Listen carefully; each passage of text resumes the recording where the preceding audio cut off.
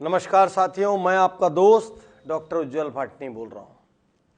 सारे देश में चारों तरफ जीएसटी का हंगामा है, गुड्स एंड सर्विसेज टैक्स, और हर आदमी रो रहा है।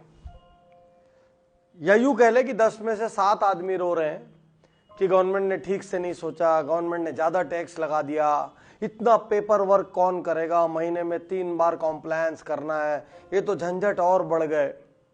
मैं आज आपसे एक बात कहना चाहता हूं। यदि आप बिजनेसमैन हैं, यदि आप एंटरप्रेन्योर हैं, यदि आप प्रोफेशनल हैं, मैं आज आपसे एक बात कहना चाहता हूं। आजाद भारत में ग्रोथ का इससे बड़ा मौका कभी नहीं आया।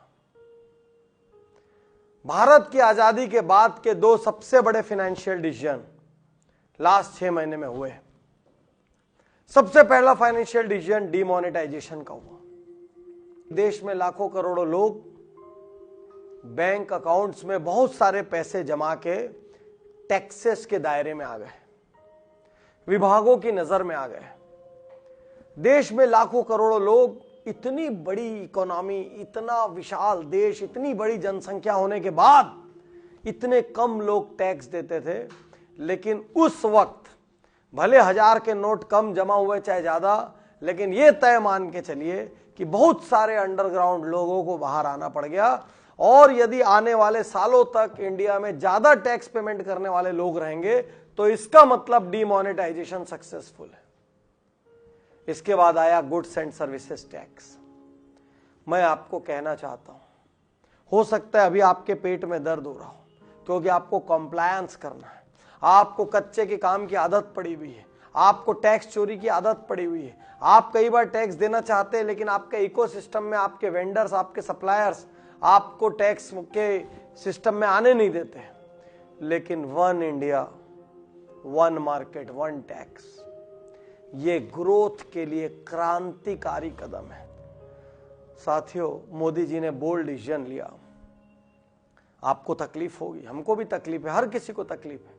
लेकिन आप ये तो सोचिए कि एक व्यापारी कच्चा पक्का करता रहता है, बिल चाहिए तो ये रेट, बिल नहीं चाहिए तो ये रेट।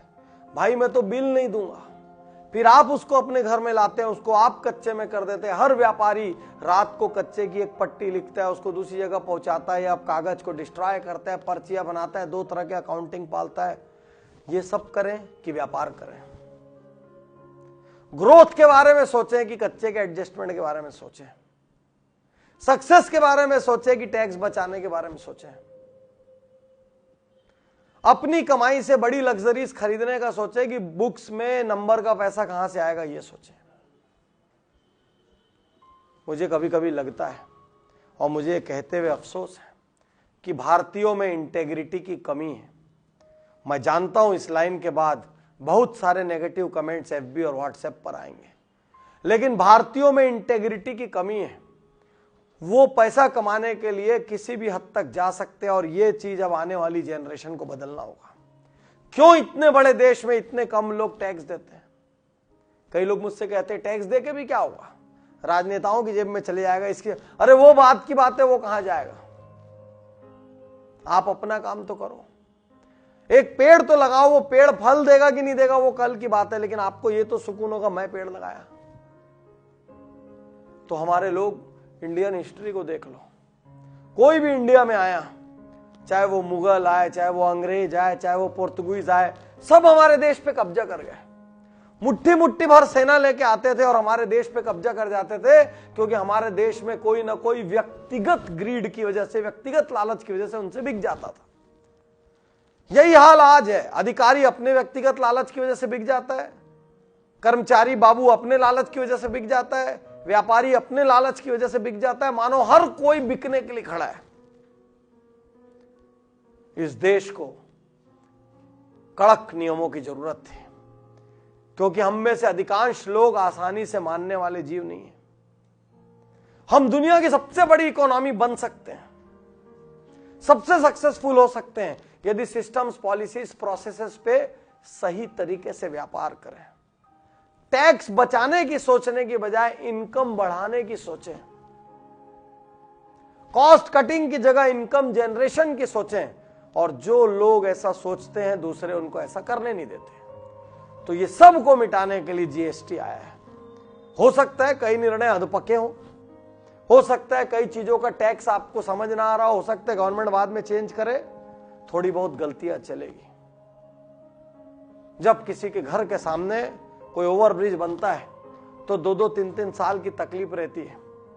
धीरे धीरे वो बनता है, तब तक रोड में ट्रैफिक जैम होता है, गंदगी होती है, धूल होती है, गाड़ियों का हॉर्न होता है, शोर होता है, आसपास वाले लोग पागल हो जाते हैं। लेकिन जब वो ओवरब्रिज बन जाता है तो लोगों का कई किलोमीटर का डिस्टेंस, ट्रैफिक और सारा हेडेक कम हो जाता है। ये जीएसटी उस ओवरब्रिज की तरह है। अभी लोगों को तकलीफ जाएगी, कॉम्प्लायंस की तकलीफ जाएगी, अभी सीए से लेके व्यापारी तक सबको समझना होगा, लेकिन एक बार समझ गए तो फिर ये ओवरब्रिज तैयार हो जाएगा। फिर हमको टैक्स बचाने का नहीं, कमाने का सोचना है। फिर हमको ये नहीं सोचना एक्साइज वाला आके छापा मार देगा, कि सेल्स वाला आके छापा मार देगा, कि आईटी वाला आके छापा मार देगा, कि ये छापा मार देगा। एक देश, एक राज्य, एक टैक्स। और सबसे बड़ी बात है कि पहले आप करना चाहते थे और सामने वाला करना नहीं चाहता था। आज आपके पास कहने को पॉइंट है, भाई जीएसटी के बिना काम नहीं चलेगा। क्योंकि यदि सामने वाले के पास जीएसटी नंबर नहीं, आपको जीएसटी दिखाना है, आप उसके नाम से कैसे दिखाएंगे और वो खुद कैसे बचेगा? बचने की संभावना बहुत कम है। और भगवान श्री कृष्ण ने कहा है गीता में, भय बिना प्रीति नहीं। जब तक भय नहीं होगा ना प्रेम नहीं होगा। जब तक थोड़े नियम कानून के डंडे नहीं चलेंगे ना, लालची जनरेशन से नहीं सुधरेंगे। अब हमको देश हित में सोचना होगा। मैं सोचूंगा, आप सोचेंगे, हम सब देखने सुनने वाले सोचेंगे और टैक्स भर के कमाएंगे। ये मौका है। हर व्यक्ति जो आपसे कच्चा काम करने को कहता है, आप उसको बोले सॉरी यार जीएसटी आ गया, मैं नहीं कर सकता। अपने तमाम सिस्टम को सुधारें, कच्चे को पक्के में लाएं, सही प्रोसेस, पॉलिसी, सही कॉम्प्लायंस मेंटेन करें। अरे पूरी दुनिया देख रही है आपकी तरफ। हो सकता है ये पॉलिसी को हम 100 में 100 नंबर ना दें, 80 दे, 70 दे, 60 दें, लेकिन कुछ पॉलिसी नहीं होने से अच्छा है कुछ होना।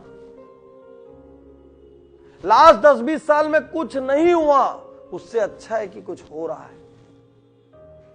और हम भारतीय बहुत तेज हैं, बहुत गजब का सर्वाइवल इंस्टिंक्ट है हमारे में। अरे हम इतने तेज हैं कि हमको मौका मिले तो हम प्लेन में चले जाएं, बिजनेस क्लास में चले जाएं, इकोनॉमी में चले जाएं, हम फर्स्ट एसी में ट्रेन में चले जाएं, सेकंड एसी में चले जाएं, थर्ड एसी में चले जाएं। टिकट नहीं मिले तो स्लीपर में चले जाएं, वहां भी टिकट ना मिले तो जनरल में चले जाएं, और नहीं मिले तो बाथरूम के पास लेट के चले जाएं। इतना कर सकते भारतीय। हमारा भारतीय इतना तेज है कि वो अमेरिका में जाता है तो दिन में कॉलेज में पढ़ लेता है और शाम को पेट्रोल पंप में पेट्रोल डाल देता है और पढ़ते पढ़ते घर पैसा बचा के भेज देता है। इतने भयंकर जुगाड़ू है हम लोग।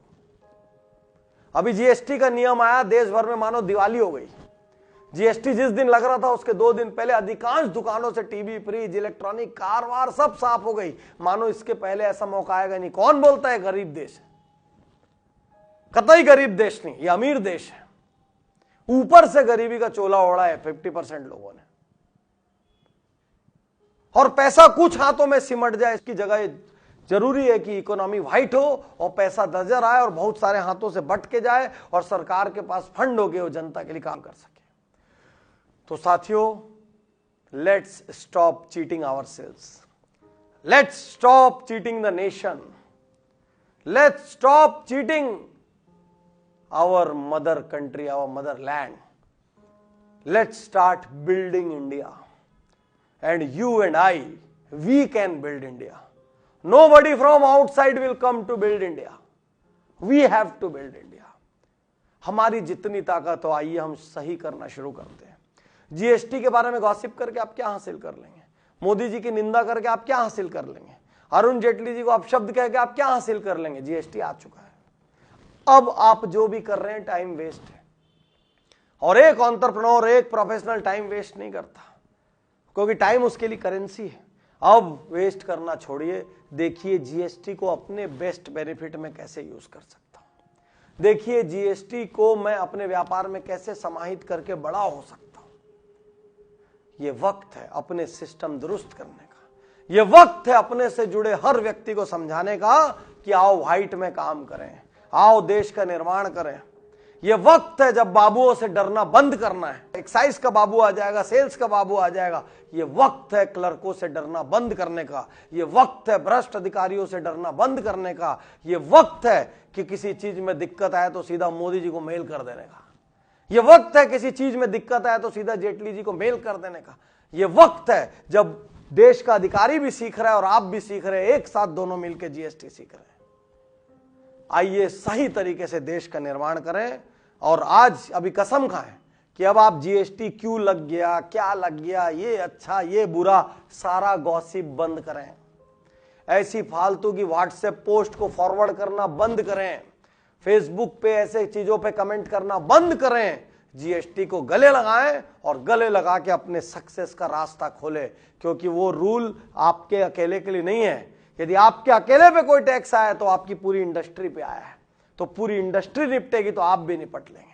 इसलिए रोना बंद करिए, गॉसिप बंद करिए, कंप्लेनिंग बंद करिए और अपने बिजनेस को बिल्ड करने आगे बढ़िए, अपने देश को बिल्ड करने के लिए आगे बढ़िए। आजाद भारत के सबसे बड़े फाइनेंशियल डिसीजन को सलाम ठोकिए और कुछ गलतियों की इजाजत दीजिए।